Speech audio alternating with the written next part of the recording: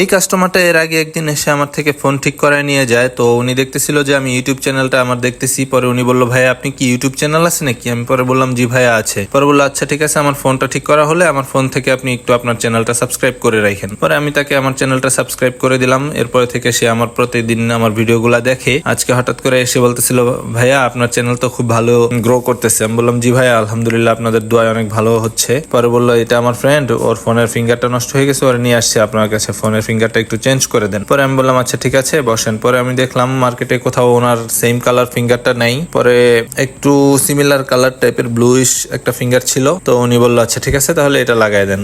তারপর সুন্দর করে ফিঙ্গারটা লাগালাম। লাগানোর পরে চেক করতেছিলাম। চেক করা কমপ্লিট হয়ে যাওয়ার পরে আমি ফোনটা ফিটিং করে তাকে দিলাম যে, ভাইয়া দেখেন চেক করে সবকিছু ঠিকঠাক আছে কিনা, ফিঙ্গারটা প্রপারলি কাজ করতেছে কিনা। পরে সে বললো, জি ভাইয়া ঠিক আছে, কোনো সমস্যা নেই, ফিঙ্গার প্রপারলি কাজ করতেছে। তারপর আমি তাকে সুন্দর করে ফোনটা ফিটিং করে দিয়ে দিলাম।